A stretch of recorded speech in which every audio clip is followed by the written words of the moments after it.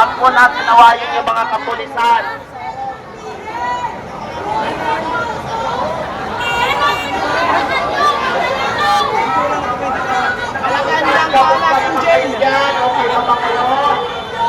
Huwag kayong mag-alala, hindi kami magpupuno. Nais lang namin iparating ang aming inahing sa ating presidente Huwag ng magnanakaw. Ang nakakaupos ng parating presidente. Sana all. Tandaan ninyo ang mga kasamahan ng pulisan sa lahat na nangyayaring nakawal ngayon. Ang kapal na miwa yung mga ano na yan. Nakakawa kayo dyan. Sige! Hayaan nyo! Hindi naman ang Masyado kayong dinis. Nakakabilisan! Naluto sa inyo!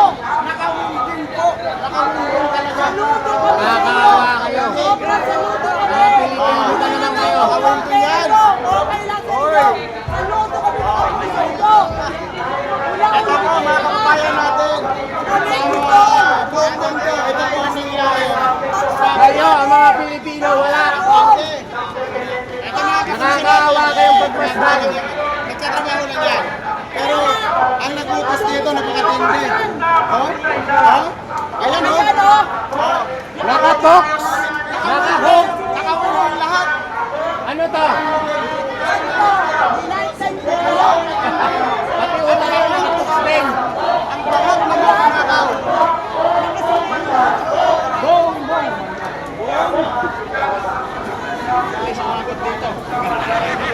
Hoy, huwag kayo dyan. Mag-ibak yan dyan ha. Nakapundasyon, nakatoks pa. Hayaan nyo ibang magyan dyan. Isa kayo mag-ibak.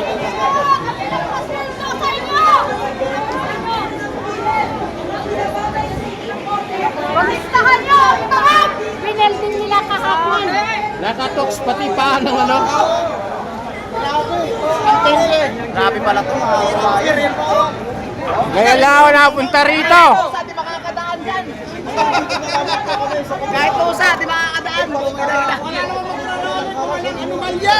Kami po ay mapayapa at Saka mga pulis dito sa may patakapan. Talaga naman. Hindi Grabe oh. Pakita ko sa yung ano nila, pundasyon.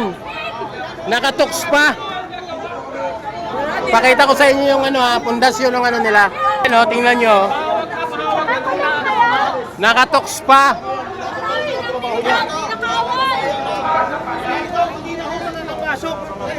Hindi na ako makakapasok na yan. Kaya nandito lang sila makapasok. Sa pagkatagandang handa na ho, yung ating pwersa ng kapulisan. Dito ho sa Ginjo na. Dito sa CN. Dito. Aray tabayan kung wala magiging atmosphere. Ang nandito na tayanan mo yung ating mga kabayan. Kaya po ng ating maripot tayan. Sayang ang ating mga kapulisan. Tunay na kabayan.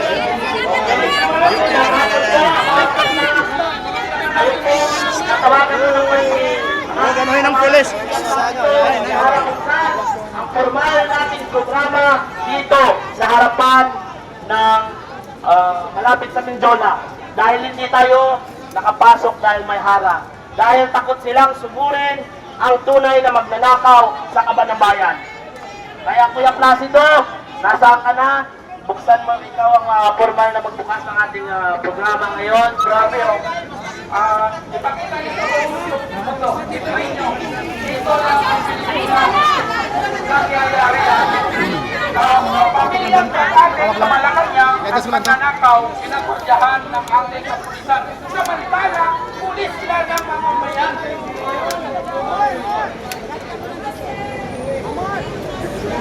Magandang hapon mga kababayan! Amor! Ating nagpapamaisok! Ano ang sigaw ng taong bayan? Marcos resign! Marcos resign! Marcos resign! Magandang hapon mga kababayan! Magandang hapon mga kapatid nating kapulisan! Nandito po kami ngayong hapon upang malakas na isigaw na sa kabila ng pag-amin ni Senador Amy Marcos, ang presidente niyong sinusuportahan, ang presidente na binigyan natin ng pambihirang mandato ay isa pa lang, mga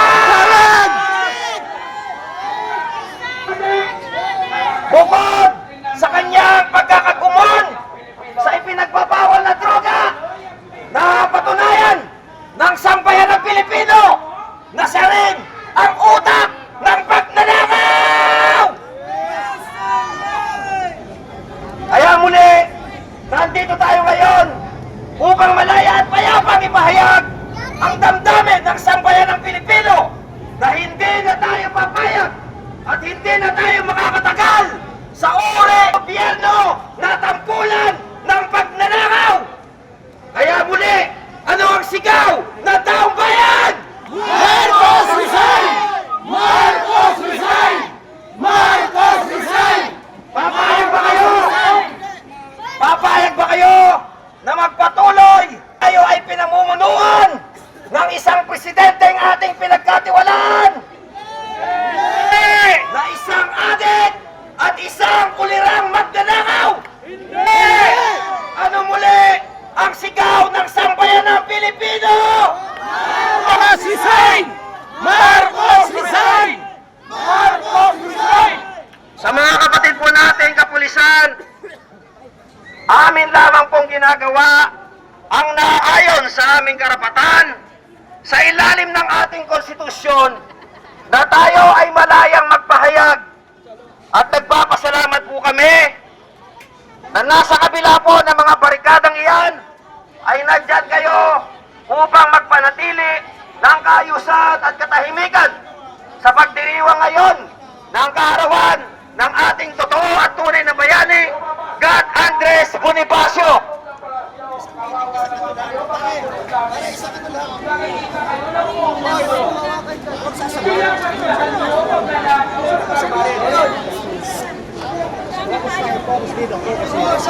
Sa mga kapatid nating kapulisan, umasa po kayo na nandito kami bilang Pilipino at kapwa ninyo Pilipino na sinasabing malinaw sa ilalim ng ating konstitusyon na inyong ipaglalaban at inyong poprotektahan.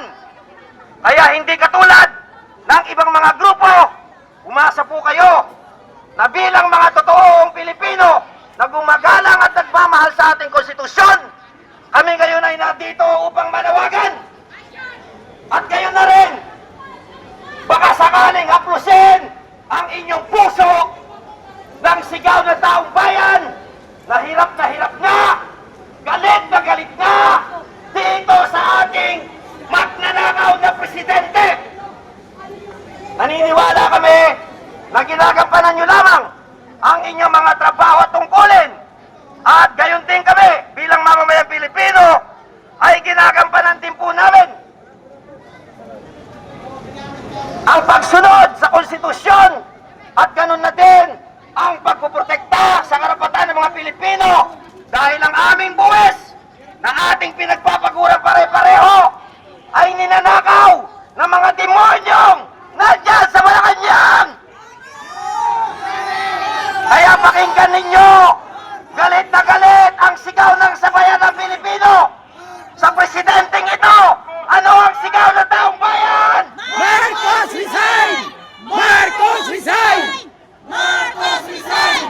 Marcos resign! At kayo naman ay nais po nating tawagan ng pansin upang makapagbigay ng kanilang salubin ang iba't ibang mga sektor na nandirito ngayon sa pangunguna ng mga sektor na manggagawa Pilipino. Ganun na rin sa mga sektor ng senior citizen, kabataan, urban poor sector, at iba't iba pang mga kasama natin na mayabang sa kanas ay marating mahatid ang nagkakaisang damdamin na galit ng taong bayan na hindi na tayo papayag sa tayo pamunuan pa ng ating at magnanakaw na presidente. Nandito rin po ang mga kapatid natin Muslim nakikisa, sumusuporta sa magkayabang ang pagpili po ito. Kaya ngayon pa lamang mga kapatid na kapulisan, nagpapasalamat kami sa ibinigay po ninyong oras na kami ay bantayan at nawa ay huwag pasukan ng kaguluhan at huwag tayong mahaluan ng mga manggugulo ngayong hapon na to. At dahil po dyan, itutuloy na natin ang ating download na programa sa Liwasang Bonifacio. Kaya tinatawagan po natin ang pansin bilang paunang panalita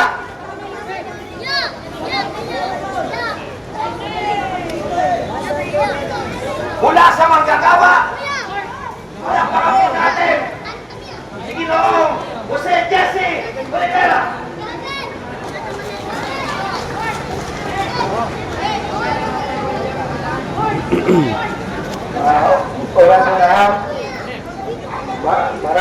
salamat sa mga manggagawa na nandito ngayon na sumama. At marami rin salamat doon sa manggagawa na medyo nalilito pa kung alin yung samahan nila.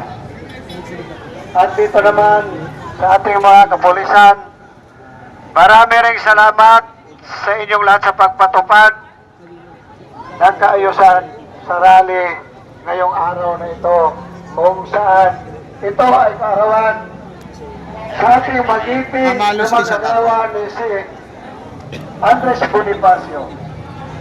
Nakakalungkot isipin sa ating gobyerno ngayon sa Luzon, Visayas at Mindanao, laganap ngayon hindi lang sa pagnanakaw kung hindi tulisan pa. Wala na maasahan ang taong bayan siguro. Kami, mga driver at konduktor, araw-araw na biktima sa karsada. Bilang transport chairman ng drivers at konduktor, araw-araw nakita ko kapalastugan sa lahat na dinadaanan sa kalsada Luzon, Visayas at Mindanao dahil ang Filtranco ang pinakamalayo ng biyahe sa lahat ng transportasyon. Nagakalungkot isipin na pati ang punishment niya dito, pinasukan na rin ng demonyo. Tayo, manggagawa, tayo dapat ang nirespeto nitong mga hayop na itong mga politiko. Bakit ganyo? Kahit itong mga pulis, manggagawa dito. Lahat tayo na hindi may-ari ng kumpanya, manggagawa tayong lahat. Kahit abogado pa yan, manggagawa rin yan dahil yan ay nagservisyo doon sa manggagawa. Para ipagtanggol ang karapatan ng manggagawa. Tayo naman, kahit itong mga taga-media, manggagawa rin ito. Manggagawa at tagapaghatid ng balita sa magandang balita o masamang balita sa ating bansa. Tayo ngayon, umaharap sa matinding krisis sa ating bansa. Una, ilan ba ang manggagawa na pupunta na sa ibang bansa para na lang doon mabuhay? Dapat dito sa bansang Pilipinas nandito lahat ang maraming hanap buhay. Pero ninanakaw, tinupulis nitong ating mga politiko, mga inayupak na ito. Puntahan ninyo ang probinsya ninyo. Hindi lang pira natin ang ninanakaw.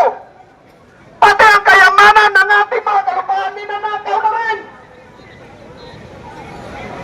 Magtatayo kunyari ng building, pero pag makuha na ang mineral doon, nawawala na. Sino nakikinabang? Ang politiko at tayuhan. Hindi tayo mga mahihirap. Bakit ba tayo naghihirap? Ilan ang mining sa buong bansa natin? Alam niyo ba kung magkano ang porsyento sa gobyerno sa bawat mining sa bansa natin? Na naubos lang ninanakaw nito mga putang ina mga politiko na ito. Tapos ngayon magkuhugas kamay na kala mo si Poncio Pilato. Ang gagaling magsalita. Ang gagaling magpapublish doon sa media. Ang gagaling magsalita ng mga vlogger na ito daw, mabuting tao. Mabuting magnanakaw pala ito. Bakit gano'n? Hindi nyo maalam na lahat tayo ninanakawan na. Hindi ba nakarating sa atin ang mga sweldo natin? Bayas na sa tax na nilulustay nilang lahat. Pero hanggang ngayon sa katagalan ng investigasyon sa Senado, sa Kongreso,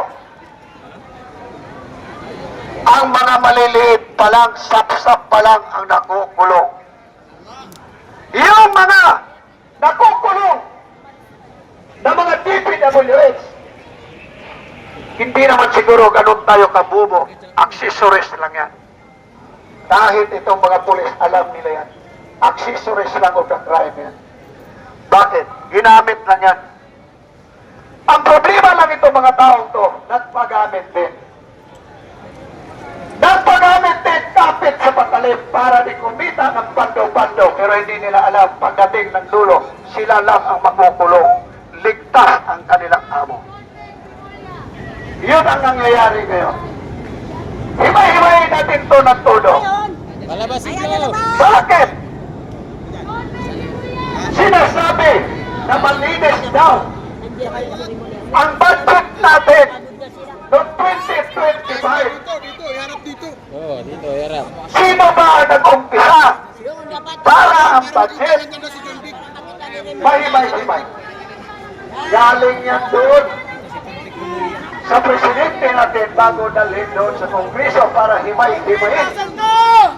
At para Bubaba kayo! magiging mata.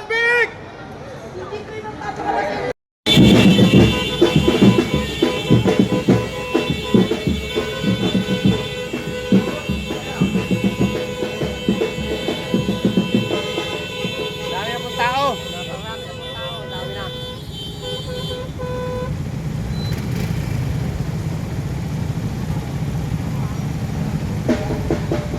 Hanggang eskolta po ang pila ng tao, lampas pa.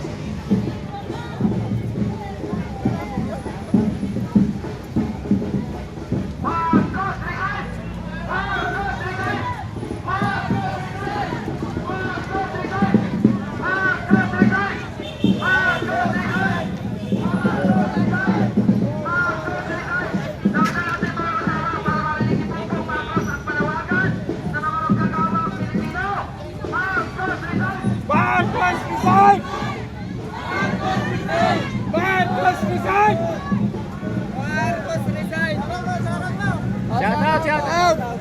Out, may kawayan. Thank you, sir.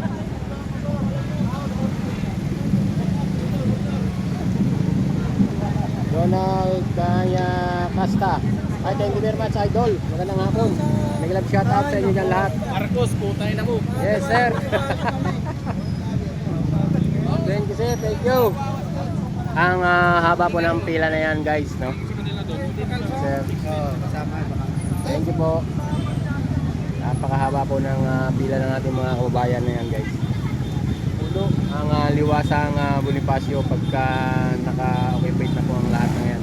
May mga riders po yan at on foot na mga kasama natin mga kababayan.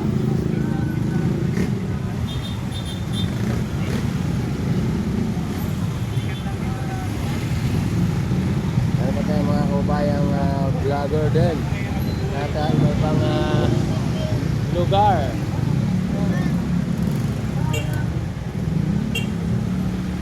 So ayan guys, meron pang nahuli. Ayan guys, thank you sa ma'am. Hello po.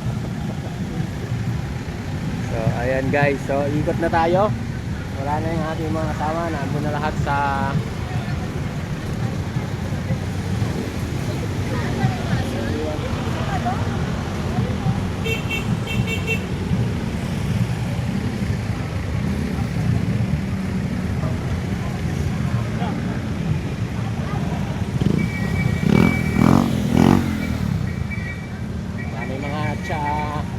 media rin dito ng mga bias. Yan, lalo na yung channel 5. Bias na media.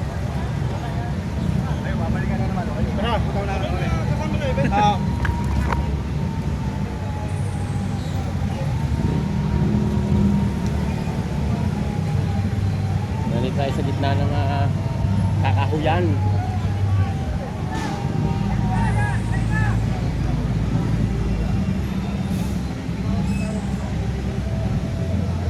Umikot na po yung ating mga kababayan guys dun sa kabilang area. So salubungin na lang natin dito. Magkuha mo yan, up and down. Sa talipa pa mismo, pwede ka tigasan at saka ano doon.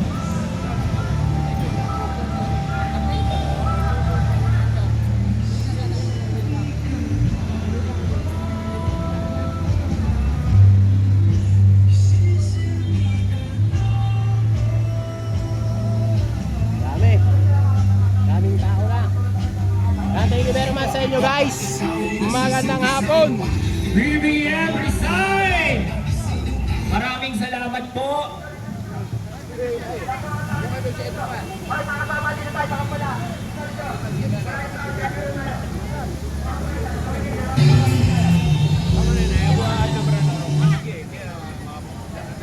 Aglo.